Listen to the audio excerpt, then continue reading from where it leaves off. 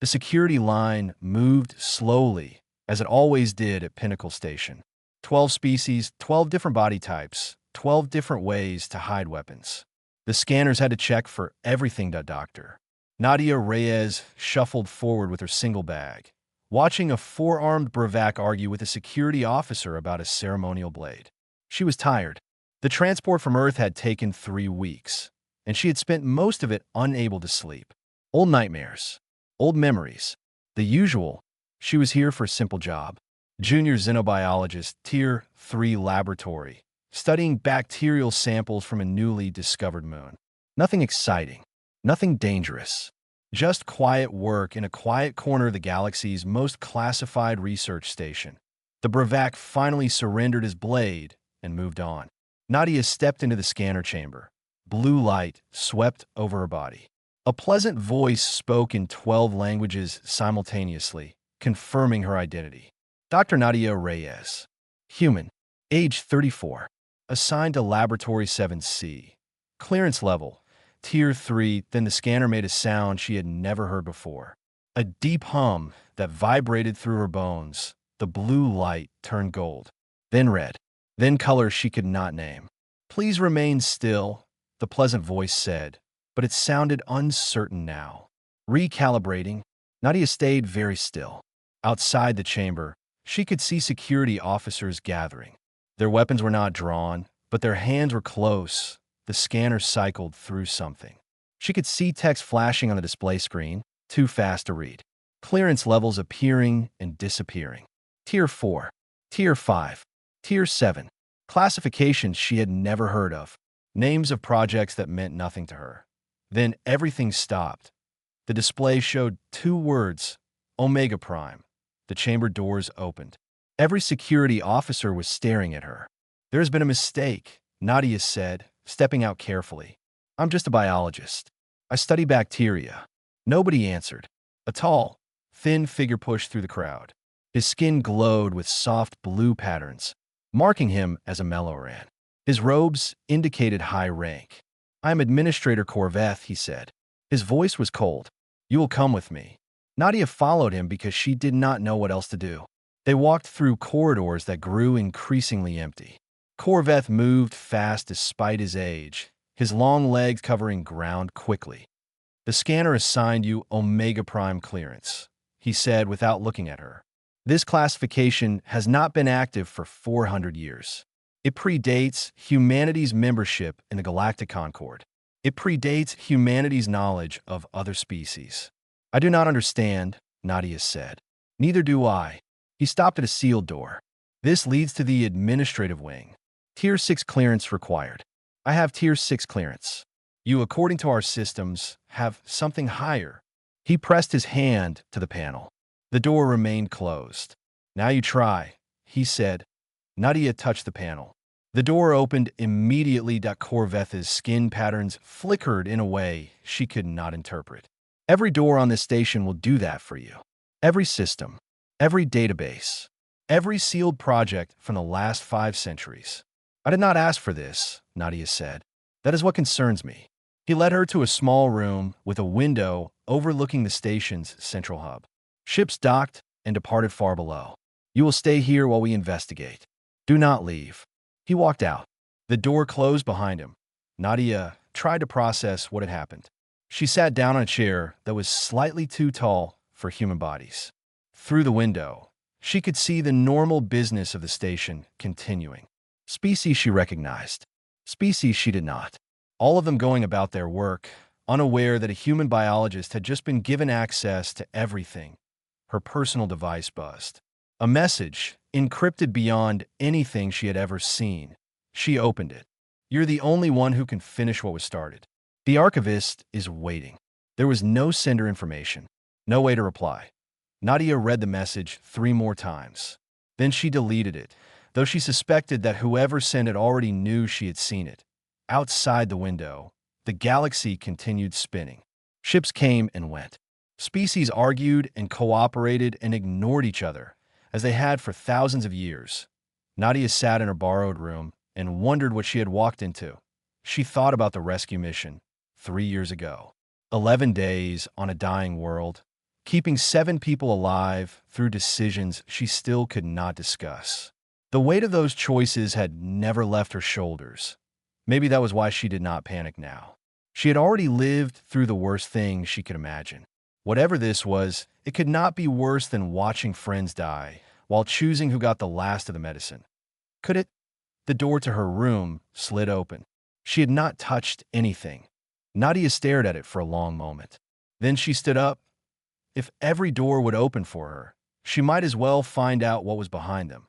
She stepped into the corridor and began walking toward the deeper levels of Pinnacle Station, where the secrets were older and the shadows were darker, and something called the Archivist was waiting for her to arrive. Nobody had walked these corridors in a very long time. Nadia could tell by the dust on the floor and the way the lights flickered on hesitantly, like eyes opening after a long sleep. She had passed through 4 sealed checkpoints. Each one opened at her approach.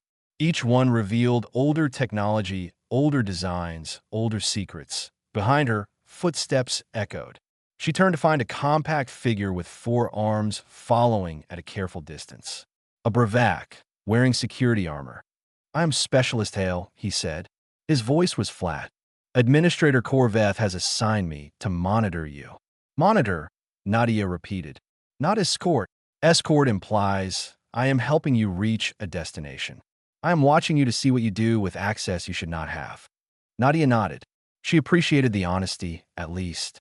"Then watch." She continued walking. Hale followed, his 4 hands resting near various weapons on his belt. The corridor ended at a massive door covered in symbols from languages that had died before humanity learned to write. Nadia touched it, and it began to open with a sound like thunder. "That door has not moved in 400 years, Hale said. Something had changed in his voice. "Fear, maybe. My grandmother's grandmother was not born when that door was sealed." "I know," Nadia said. "I did not understand it either." Beyond the door was a chamber filled with light that seemed to come from everywhere and nowhere. The walls were covered in screens, displaying information in scripts she could not read. In the center stood a pillar of crystal that pulsed with soft colors.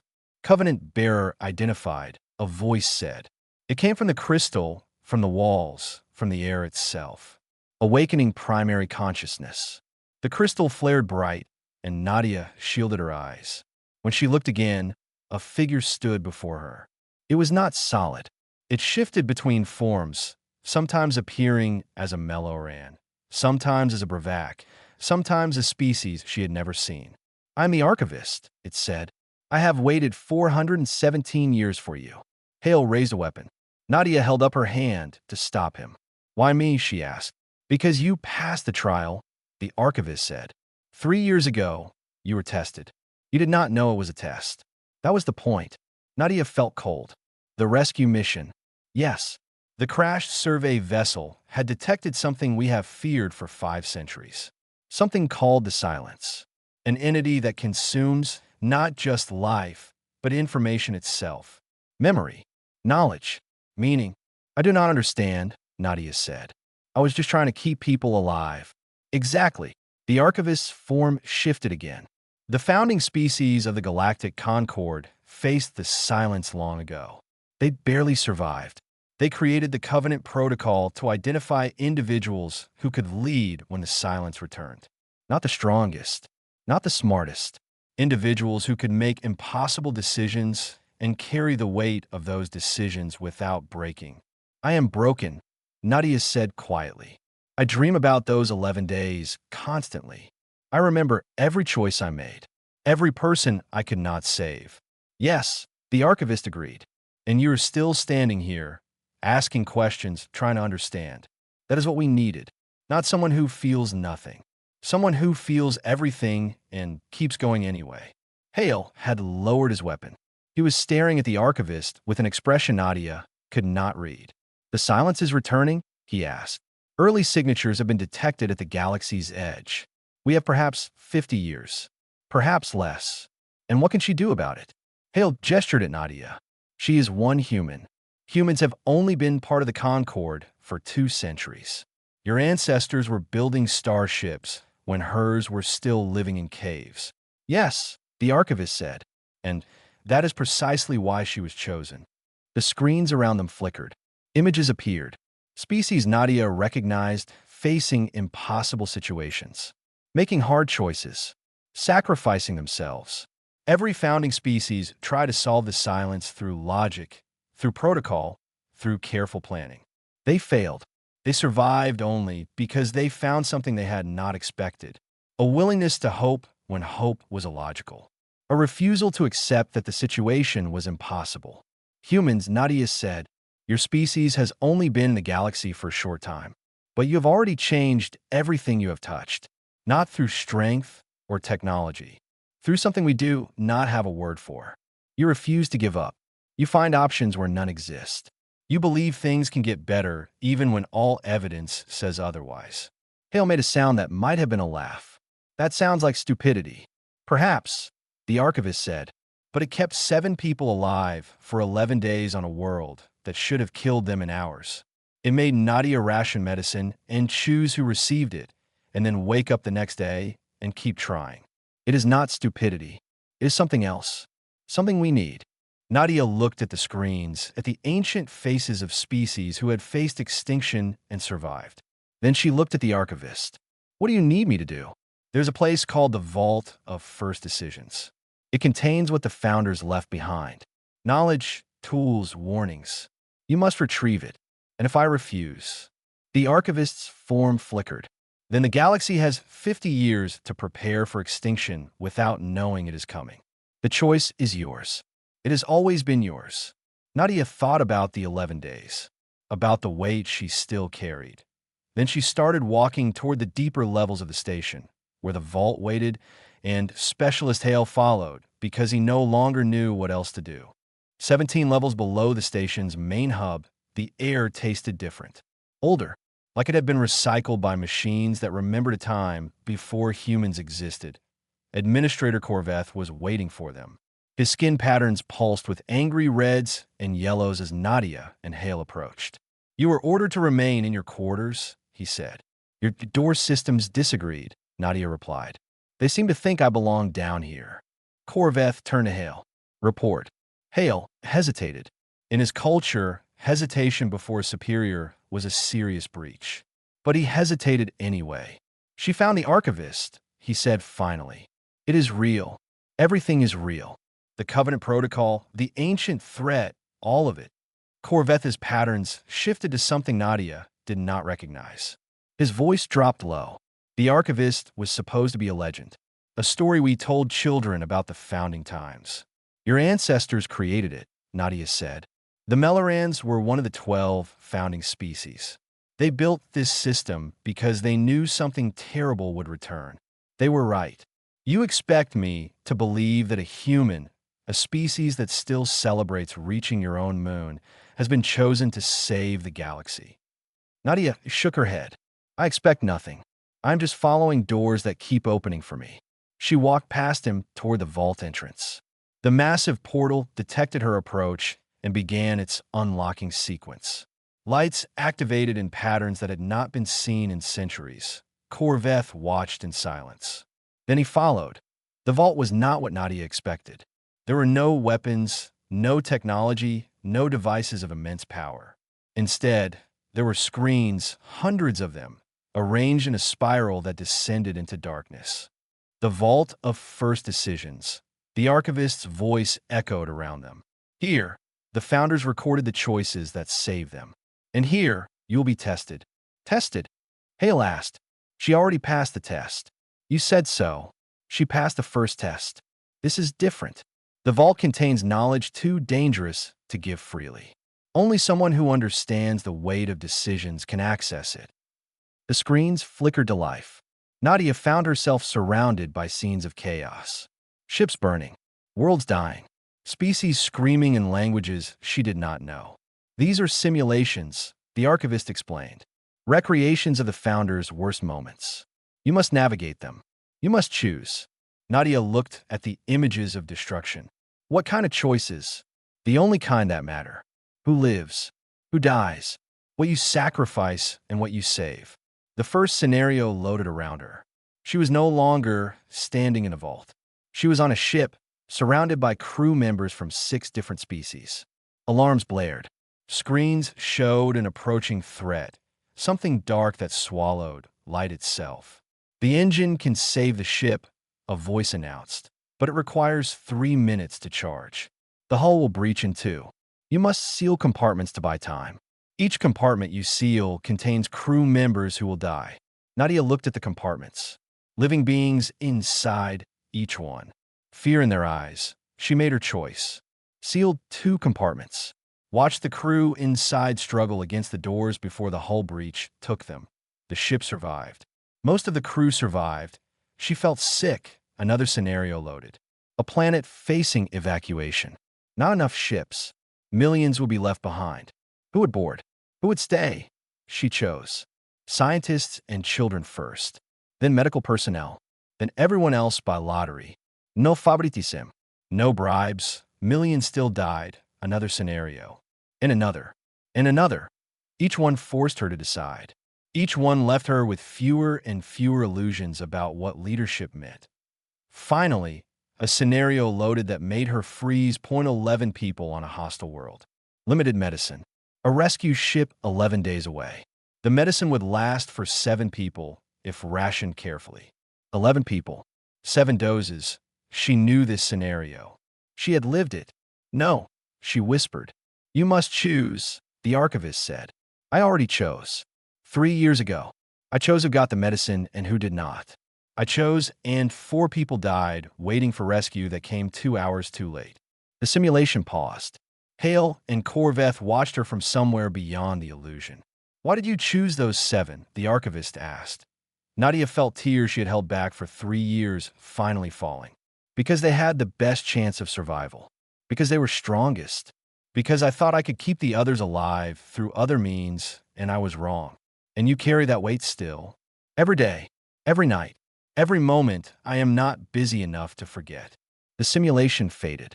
Nadia found herself back in the vault, surrounded by screens that now showed nothing but soft light. "You passed," the archivist said. "I failed," Nadia replied. 4 people died. Everyone fails. Every leader, every commander, every person who ever had to make impossible choices. The test was not whether you could save everyone. The test was whether you could carry the weight of those you could not save and continue anyway. A door opened at the center of the vault. Beyond it, Nadia could see a chamber filled with records, with knowledge, with the Founders' final gifts to a galaxy they knew would face darkness again. "The burden is heavy," the archivist said, "but you do not have to carry it alone anymore." Nadia wiped her eyes and walked forward. Behind her, Specialist Hale followed. And behind him, Administrator Corveth, whose ancestors had built this place, took his first steps into a legacy he had believed was only legend. The Founders' Archive was not organized by any system Nadia understood. Information floated in the air as light itself, responding to thought rather than touch. She reached for a stream of golden particles and suddenly knew things. The silence was not a creature or a weapon. It was a force like gravity or time that erased meaning from the universe. Where it passed, memories vanished. Languages died. Species forgot who they were before they forgot how to breathe. The Founders did not defeat it, Corveth said. He was reading his own stream of light, his skin patterns cycling through emotions faster than Nadia could track. They made a bargain. What kind of bargain? Hale asked. The archivist materialized beside them. The silence wanted something it had never encountered. Potential.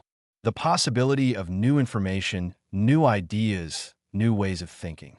The Founders offered it 500 years of growth.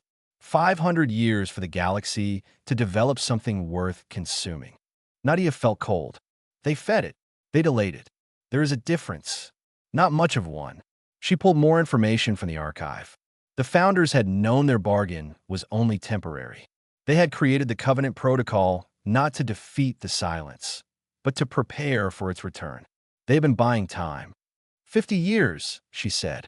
We have 50 years to solve a problem 12 advanced species could not solve in 1,000.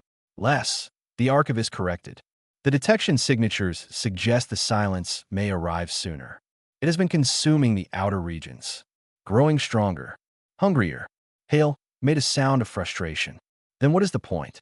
You brought her here, tested her, showed her the truth. What can one human do against something that erases reality itself?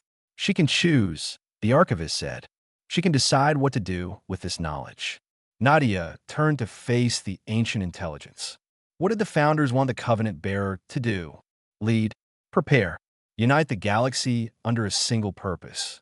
And what happened to the last one? Silence. Even the archivist seemed uncomfortable. There was no last one. It finally admitted. You are the first. In 400 years, no individual from any species has triggered the protocol. Until you. Corveth's patterns flickered to pale blue. Shocked, Nadia had learned. No one. In 4 centuries, no one was worthy. Many were tested. All failed. Some broke under the simulations. Others passed, but refused the burden. A few passed and accepted, but died before reaching the vault. Nadia thought about this. 400 years. Thousands of potential candidates from 12 advanced species. All failed. And then a human biologist who studied bacteria walked through a security scanner and triggered something that had been waiting since before her species had writing. Why me? She asked again. Really? Not the inspirational answer. The real one. The archivist shifted through several forms before settling on something vaguely human. Because you found a third option. What? In the final simulation. The one that matched your real experience. You did not simply choose who lived and who died. You tried to find another way. You failed, but you tried. Every other candidate accepted the choices they were given. You refused. You believed there had to be something better. There was not, Nadia said. 4 people died. But you looked.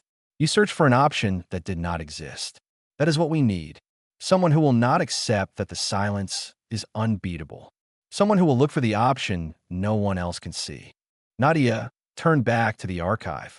She pulled more streams of light, absorbing information faster now. The founders' research, their failures, their near victories, everything they had learned about the silence in their desperate war. An idea began to form. Small at first. Impossible, probably. But it was there. The silence consumes information, she said slowly. Meaning, memory. It feeds on what we know. Yes. But it made a bargain. It agreed to wait because it wanted new information. Better information. More complex ideas. Yes. Then it is not just destroying. It is collecting, preserving in some way. Otherwise, why would it want new things? Why would it care about potential? The archivist went very still. That is a question no one has asked before, because everyone assumed it was simply an enemy to be defeated. But you cannot bargain with mindless destruction. The founders made a deal with something that could understand the concept of waiting for better food. Corvette stepped closer. What are you suggesting? Nadia was not sure yet. The idea was still forming, still taking shape in the back of her mind. I am suggesting that everyone has been asking the wrong question. We have been asking how to survive the silence. Maybe we should be asking what it actually wants. It wants to consume everything, Hale said. Does it? Or is that just what we assumed because that is what it has done? Nadia looked at the archive around her, and knowledge that had been sealed for 4 centuries because everyone believed the situation was hopeless. I need to share this, she said. Not with governments, with scientists, researchers, people who will actually think about the problem instead of fighting over who gets to control the solution. That will cause chaos, Corvette warned. Species will blame each other. Wars may start. They deserve to know, Nadia said. They deserve the chance to help. She reached for the archive's transmission systems. Every door on this station opened for her. Every system responded to her clearance stat. It was time to open a door for everyone else. Within 6 hours, Nadia had broken every rule of galactic information security. She transmitted the Founders' Archive to research institutions across 200 worlds. Universities, private laboratories, independent scientists who had been working on related problems without knowing what they were really facing. Everyone who might have an idea, a theory, a piece of the puzzle. The response was immediate and exactly as Corvette had predicted. You have doomed us, the Melloran administrator said, watching reports flood in from across the Concord. Species were accusing each other of creating the silence. Old grudges were surfacing. Military fleets were moving to defensive positions. I gave them information, Nadia replied. What they do with it is their choice. They're choosing war. Some of them. Others are choosing to work. She pointed to another set of reports. Researchers from enemy species were already exchanging data. A Bravac physicist had contacted a human mathematician within minutes of receiving the archive. They were building on each other's work, asking questions no one had asked in 4 centuries. Director Solen Prasad appeared on the quantum comm link. The human liaison looked exhausted and angry. Do you have any idea what you have done? She demanded. Half the Concord wants you arrested. The other half wants you dead. Several governments are claiming the transmission was a human attack. And what are the scientists doing? Nadia asked. Prasad paused. Working. Faster than I have ever seen. 3 different research teams have already published preliminary findings on the silence's behavior patterns. Then it is working. People are going to die because of the panic you caused. People are going to die anyway. At least now they know why. The connection ended. Nadia turned back to the archive, still pulling information, still looking for the insight she knew was hiding somewhere in the founder's records. Hale approached her carefully. The young security officer had not slept since the vault. I've been thinking about what you said, he told her. About the silence making a bargain. About it wanting something. And my species values collective decision-making above all else. We believe that any problem can be solved if enough minds work together. But we also believe that some questions cannot be asked because they lead to dangerous answers. What question are you not asking? Hale's 4 hands clenched and unclenched. What if the silence is not an enemy? What if it is something else entirely? Nadia stopped searching the archive. Go on. You said it collects information, preserves meaning even while consuming it. What if the silence is not destroying the galaxy? What if it is archiving it? The idea hit Nadia like a physical force. She had been thinking of the silence as a predator, consuming everything it touched. But what if it was something else? A collector, a librarian of reality itself. The founders bargained, she said slowly. They offered it potential, new ideas, new development, like offering tribute to something ancient. Hale continued, not to keep it away forever, to satisfy it, to prove that we are worth keeping. Worth keeping for what? Neither of them had an answer, but somewhere in the archive, Nadia found a fragment of text that made her heart stop. A message from the founders, recorded in the final days of their war with the silence. We have made contact. It speaks in ways we cannot understand. But one thing is clear. It does not want to end us. It wants to understand us. The consumption is not death. It is translation. We are being recorded in a language older than the universe itself. Nadia read the words 3 times. Then she shared them with Hale and Corveth. They knew, Corveth whispered. They knew and they hid it. They were afraid, the archivist said, materializing beside them. If the galaxy knew the truth, they might stop fighting. They might accept the silence willingly. And the founders believed that would be wrong. Would it? Nadia asked. That is not for me to answer. I was created to preserve the question, not to resolve it. Nadia looked at the fragment of text, at knowledge that had been buried for 4 centuries, because the founders believed they knew what was best for everyone. I'm going to share this too, she said. It will cause more chaos, Corveth warned. They deserve to know. All of it. The threat, the bargain, the possibility. We do not have the right to decide what truths people can handle. She prepared another transmission. This one went further, not just to researchers, but to everyone. Every species, every world, every individual with access to public information networks. The message was simple. Here is what we know. Here is what we do not know. Here is what we need to figure out together. She included everything. The silence, the founders' war, the bargain, the possibility that consumption meant something other than destruction. Then she added her own words. My name is Nadia Reyes. I am a human biologist who accidentally triggered an ancient protocol. I'm not a leader or a savior. I'm just someone who believes that when facing the impossible, we face it together. I am sharing this because you deserve to know. What you do with it is your choice. But please, help us understand. She sent it. and then she waited to see what the galaxy would choose. 3 weeks after Nadia's broadcast, the galaxy was different. Some species had closed their borders and prepared for war. Others had opened their archives and started sharing everything they knew. Riots had broken out on a dozen worlds. But on 100 others, people were gathering in ways that had never happened before. Scientists from enemy nations worked side by side.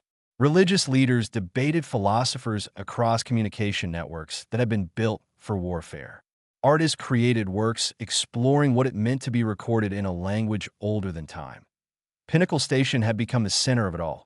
Nadia stood in the archive chamber, surrounded by floating streams of light and the faces of researchers from across the galaxy. They appeared as holograms, dozens of them, sharing ideas faster than any government could process. The consumption patterns suggest selectivity, a Melloran physicist was saying. The silence does not take everything. It takes meaningful information, complex patterns, things that matter. But matter to whom? A human mathematician asked. Who decides what has meaning? Perhaps that is what it is trying to understand, a Bravac biologist added. Perhaps it is asking us to show it. Nadia listened to them argue and debate and build on each other's ideas. This was not what the founders had planned. They had expected a single leader, a commanding figure who would unite the galaxy through strength and authority. Instead, she had given them a problem and stepped back. Hale appeared beside her. The security officer had officially resigned his position 3 days ago. Now he worked as her liaison to the growing coalition of researchers who had gathered around a shared crisis. Administrator Corveth wants to speak with you, he said. She found the Melloran in his office, looking older than he had just weeks ago. His skin patterns had faded to soft blues and grays. I have received instructions from my government, he said. I am ordered to detain you and seize control of the archive. Nadia waited. I am declining that order, Corveth continued. My ancestors built this station to protect knowledge, not to control it. I will not betray their purpose now.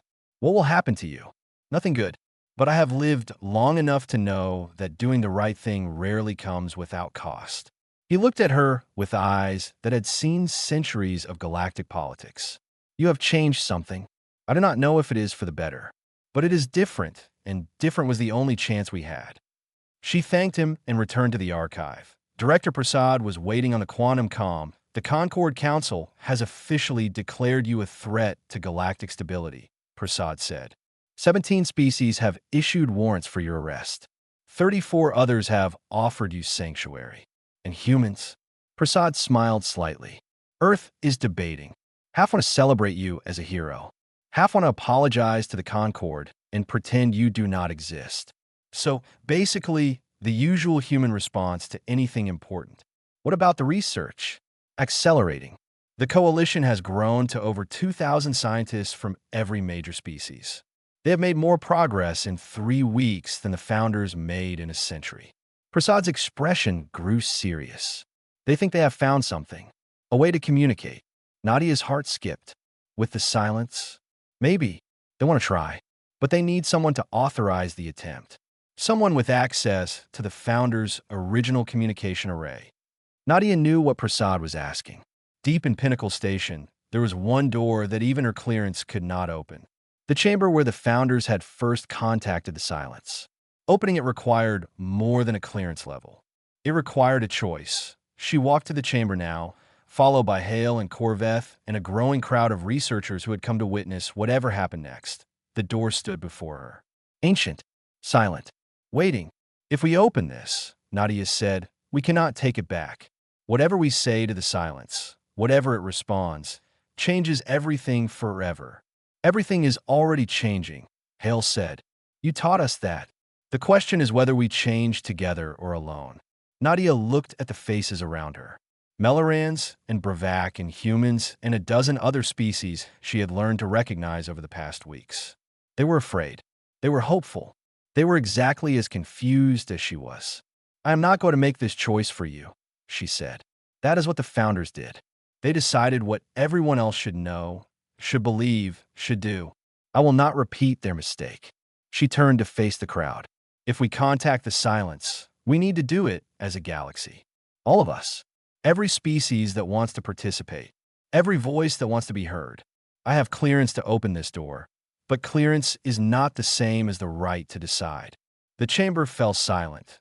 Then, one by one, the researchers began to speak. Agreements, objections, questions, proposals. The debate spilled out of the chamber and into the networks, spreading across worlds as species that had never agreed on anything began arguing about what to say to an entity older than stars. Nadia stepped back and watched. The door remained closed. For now. But for the first time in 400 years, people were choosing together what to do next. Not because someone with authority told them to, because they had been given the truth and the freedom to decide for themselves. Hale stood beside her as the debate continued. You did not open the door, he observed. Not yet, Nadia said. Maybe not ever. But now it is not just my choice. It belongs to everyone. That might take years, decades. We might never agree. Maybe. She watched a Melloran and a human arguing passionately about communication theory, each one learning from the other, even as they disagreed. But look at them. They're trying. Together. That is more than anyone has done in centuries. The scanner that had started everything still registered her as Omega Prime clearance. Every door on the station still opened at her approach. But Nadia had stopped thinking about doors. She was thinking about the people standing beside her, deciding together what to do with a future that was finally, truly, theirs to choose.